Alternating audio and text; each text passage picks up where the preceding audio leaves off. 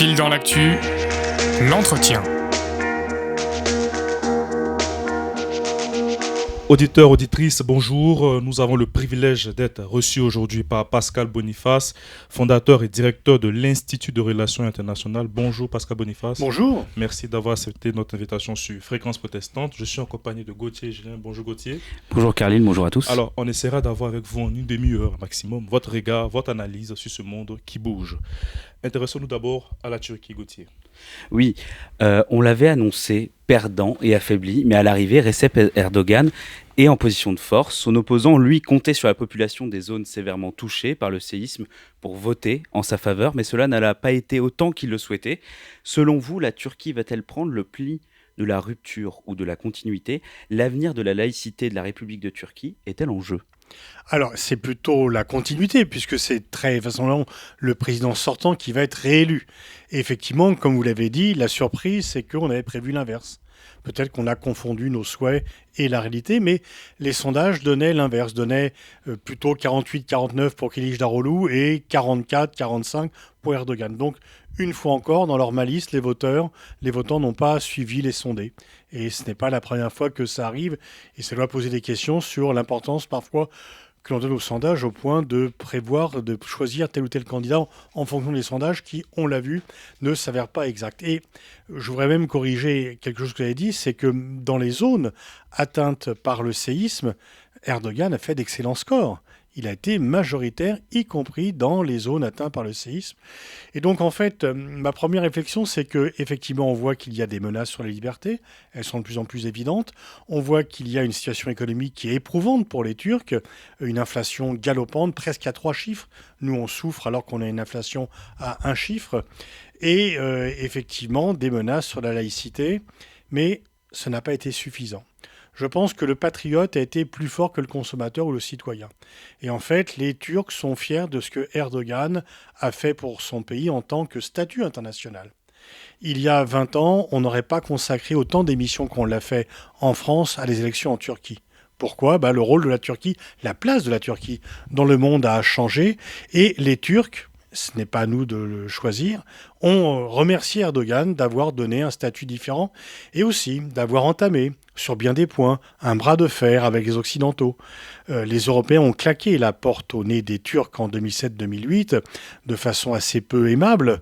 Les Américains, au sein de l'OTAN, ont souvent considéré les Turcs comme des alliés qui fournissaient la masse, mais qui n'avaient pas le droit au choix ou à la réflexion.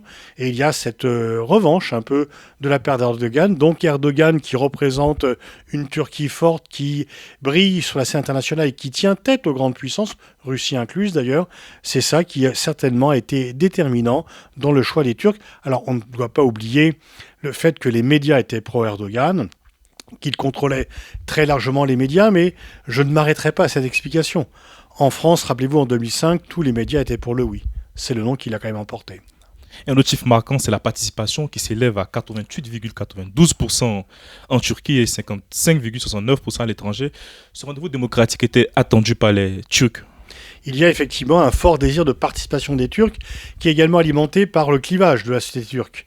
Les laïcs ont peur qu'il y ait effectivement la fin des libertés et que la réélection d'Erdogan ne débouche sur un régime encore plus autoritaire qu'auparavant. Et les partisans d'Erdogan craignent que l'identité musulmane de la Turquie soit mise en cause. Et puis la question kurde a également beaucoup joué dans cette affaire. Et donc ça a donné effectivement un sursaut dans le vote. Ceci étant, là encore, ce n'est pas une expérience suffisante parce qu'il y a des pays où le pays est également très clivé, aux États-Unis par exemple, sans pour autant déboucher sur un taux de participation. Donc on peut dire que les Turcs aiment la politique et que les Turcs se sont exprimés. Pas que les Turcs, parce que cette élection aussi était marquée par des enjeux internationaux avec la guerre en Ukraine. Vous parliez tout à l'heure des États-Unis et notamment, il y avait des attentes, je pense, du côté des Occidentaux eu égard à cette élection. Comment aujourd'hui ce résultat est perçu à l'étranger ?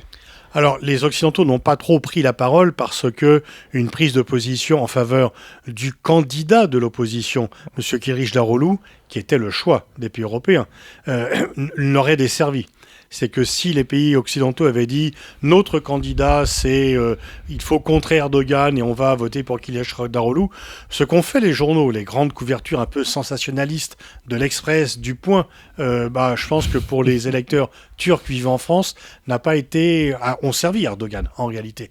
Et donc les dirigeants européens ont été discrets, ils ont eu raison de l'être, parce que toute interférence extérieure aurait encore plus servi Erdogan.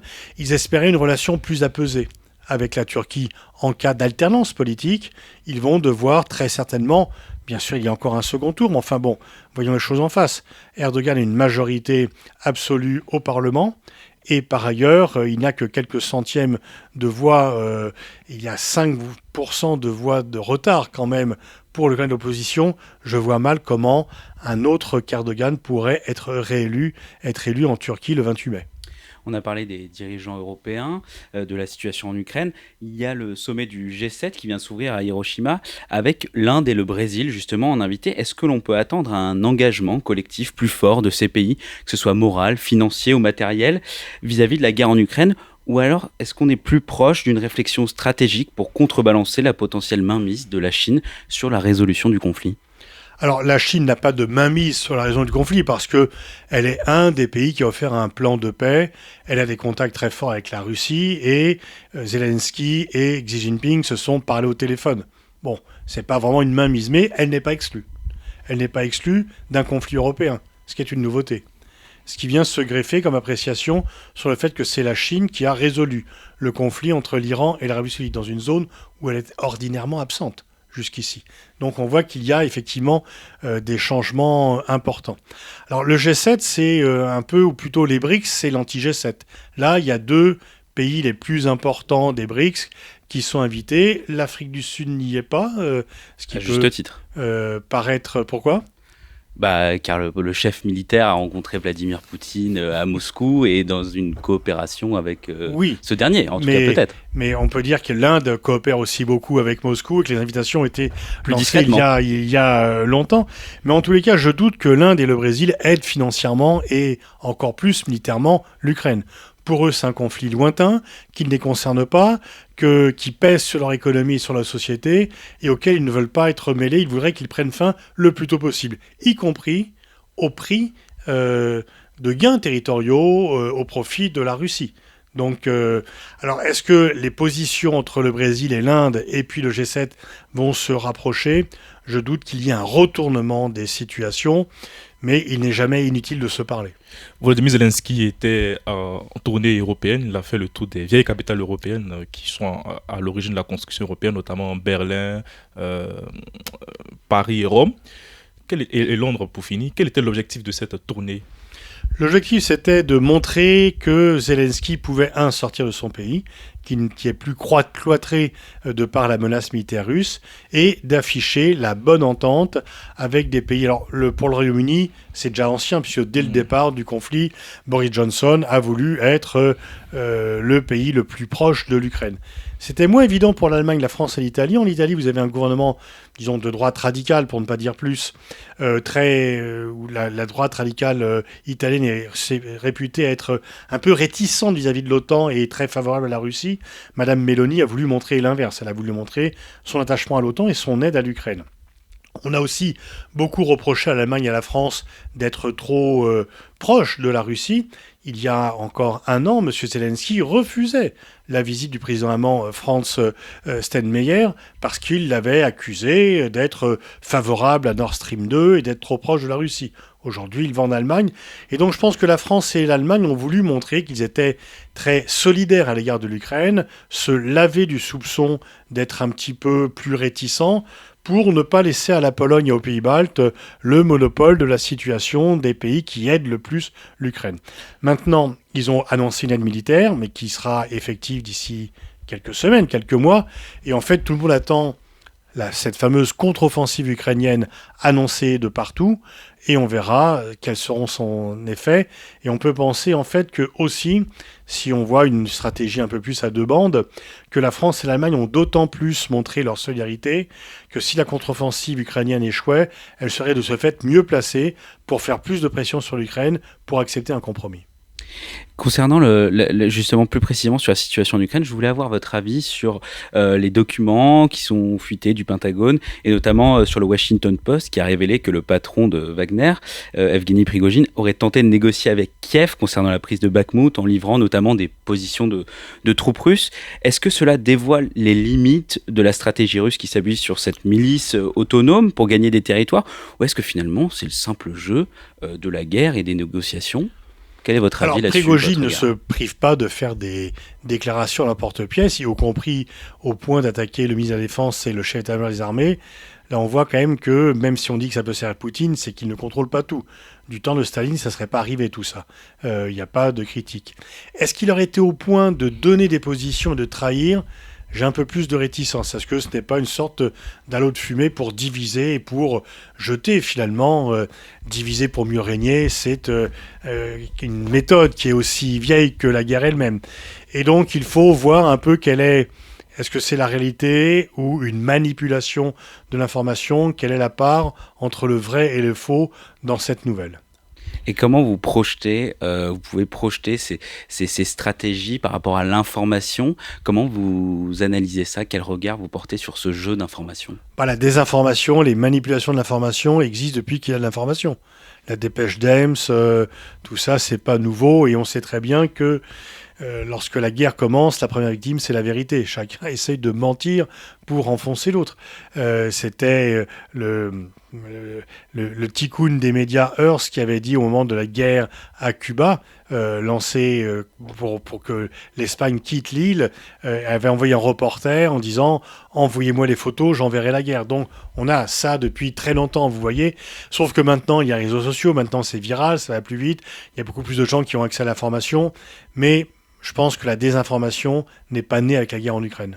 Toujours dans cette bataille de communication, le président Macron a estimé dimanche dans un entretien au journal L'Opinion que la Russie avait déjà perdu géopolitiquement la guerre en Ukraine et était en train de rentrer dans une forme de vassalisation, je cite les propos du président, à l'égard de la Chine, des propos récusés par le Kremlin. Partagez-vous l'analyse du président? Alors, la Russie a perdu la guerre. Elle a perdu la guerre parce qu'elle sortira de la guerre moins puissante qu'elle n'y est rentrée. Poutine a eu pour souci permanent, pour obsession quasiment, de restaurer le statut de la Russie sur la scène internationale. Et à chaque fois, très souvent, il disait « Regardez où était le pays quand j'ai pris le pouvoir, regardez où il est aujourd'hui ». Et pendant très longtemps, on ne pouvait que constater que cette place de la Russie sur l'échiquier mondial était plus importante qu'auparavant, qu'on ne pouvait plus la traiter comme une puissance régionale ou qui ne comptait pas. C'est terminé. C'est terminé. La Russie est coupée du monde occidental, elle n'est pas coupée du monde, elle est coupée du monde occidental, elle subit une saignée de ces élites qui ont fui soit la répression, soit la mobilisation, et son économie souffre à la fois de cette fuite des cerveaux et des sanctions. Donc la Russie est moins puissante aujourd'hui qu'elle ne l'était avant la guerre. La guerre fait souffrir évidemment au premier rang les Ukrainiens, mais elle fait également souffrir les Russes, et la Russie va être affectée comme puissance. Dire qu'elle est devenue vassale de la Chine, c'est partiellement vrai. C'est, disons, un petit peu exagéré dans la formule, mais la tendance est bien là. Le rapport de force bilatéral entre Moscou et Pékin s'est très nettement détérioré en défaveur de Moscou et en faveur de Pékin. À la fin du mois de juin, la Commission européenne rendra son avis sur une possible adhésion, aussi le début des négociations de l'entrée de l'Ukraine au sein de l'Union européenne. Est-ce le bon moment pour le faire dans ce contexte ? C'est pas le bon moment et c'est pas la bonne décision. L'Ukraine n'est en rien éligible à l'accession à l'Union européenne. On a pris cette décision de lui donner un statut de candidat sous le coup de l'émotion et des souffrances du peuple ukrainien. Mais aucun critère objectif ne justifie cela. On a dit qu'on a voulu envoyer un signal à la Russie, mais la Russie a compris que les pays européens n'étaient pas favorables à son agression et qu'ils étaient plutôt près de l'Ukraine. Et donc on a vraiment, sans réfléchir, pris une décision émotionnelle qui, si elle devait se poursuivre et prospérer, coûterait énormément cher aux pays de l'Union européenne et énormément cher notamment à certains secteurs de l'économie française.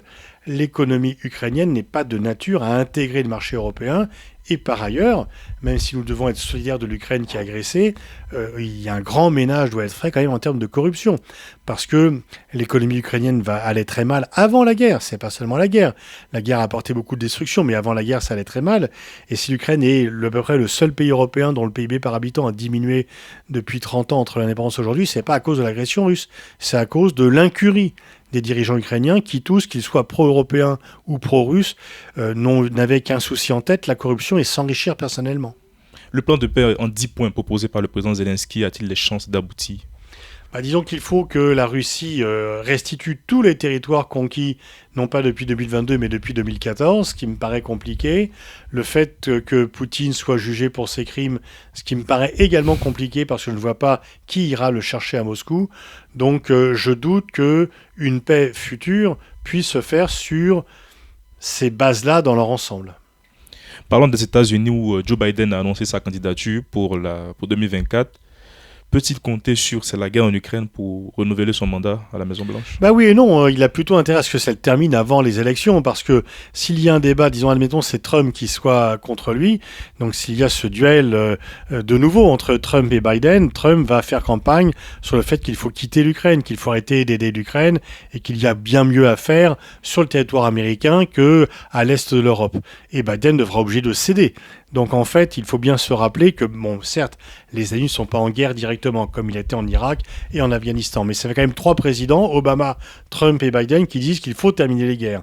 Et là, il y a toujours la peur, chez beaucoup d'Américains, d'y être entraînés contre leur gré. Et ça coûte cher, ils n'aiment pas.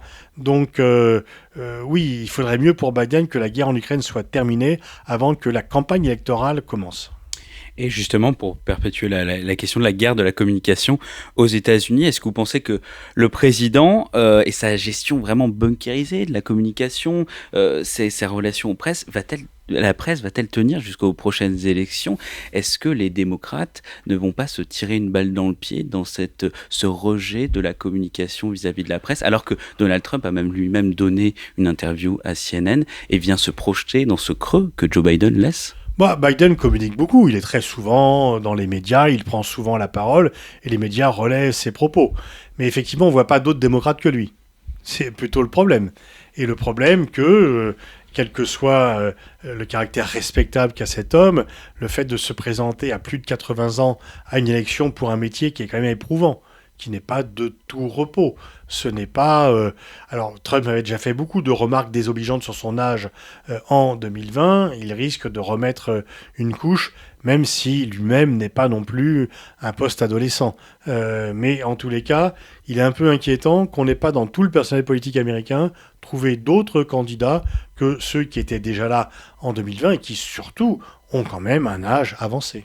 Justement, c'est pas une stratégie pour après laisser la place à sa vice-présidente ? Oui, mais en même temps, sa vice-présidente ne fait pas l'unanimité, le moins que l'on puisse dire. Elle n'est pas très populaire, elle a beaucoup déçu les attentes et les espoirs qui étaient placés en elle. Le problème, c'est que Biden est coincé. Il ne peut pas changer de vice-présidente. Et Kamala Harris n'inspire pas la confiance que devrait inspirer encore plus la vice-présidente d'un président aussi âgé. Mais s'il l'a changé maintenant, ça serait un désaveu terrible, et les femmes et les minorités ethniques n'en seraient pas contents. Donc, je crois qu'il est sous la contrainte, même s'il aurait préféré faire notre choix, contraint de refaire le même ticket avec elle. La Syrie semble être de retour sur la scène internationale avec une probable invitation à la prochaine COP qui aura lieu aux Émirats Arabes Unis. C'est une victoire pour Bachar al-Assad aujourd'hui ? Très clairement, c'est une victoire. Il a gagné la guerre. Une guerre qu'il a menée non pas contre un ennemi extérieur, mais contre son propre peuple. Et il l'a gagnée avec l'aide de la Russie, avec l'aide de l'Iran. Mais effectivement, par la violence, par la répression, par la torture, par les meurtres de masse, il a gagné la guerre. Et pensez-vous qu'il pourra se maintenir ? Est-ce que la réintégration dans la Ligue arabe est nécessaire pour se maintenir sur cette scène internationale dans le futur ? Mais il s'est maintenu sans, et il se maintiendra encore mieux avec. Il s'est quand même maintenu au pouvoir depuis maintenant 12 ans, alors qu'il était très vivement contesté, pacifiquement dans un premier temps, militairement dans un second, et donc sa réintégration ne peut qu'être un facteur supplémentaire de maintien au pouvoir. Terminons avec le Soudan où la guerre entre l'armée que dirige le général Abdel Fattah al-Burhan et les paramilitaires du général Mohamed Hamdan Daglo a fait plus de 750 morts, des milliers de blessés et près d'1 million de déplacés et de réfugiés. Où en sommes-nous aujourd'hui et quelle est l'issue de ce conflit? L'issue, pour l'instant, il y a un cessez-le-feu qui tient plus ou moins, on ne sait pas dans quel... mais enfin, ce sont deux condottières et qui se battent, non pas pour leur pays, mais pour leur confort personnel et pour accaparer la rente minière à leur propre profit, sans vouloir partager avec l'autre. Donc il n'y a pas ni bon ni méchant dans ce cas, il n'y a pas... Les deux sont aussi condamnables l'un que l'autre, et les deux ont voulu empêcher les civils de prendre réellement le pouvoir après la Révolution. C'est vraiment une catastrophe. Merci beaucoup Pascal Boniface, merci d'avoir accepté notre invitation sur Fréquence Protestante. Je rappelle que vous avez publié Géostratégique, c'est la géopolitique mondiale de 1945 à nos jours en BD. Oui, c'est une BD, une bande dessinée pour rendre plus accessibles les relations internationales et on peut dire que les jeunes en sont très friands. Merci beaucoup, merci à vous auditeurs et auditrices, merci Gauthier. Merci Caroline, merci Pascal.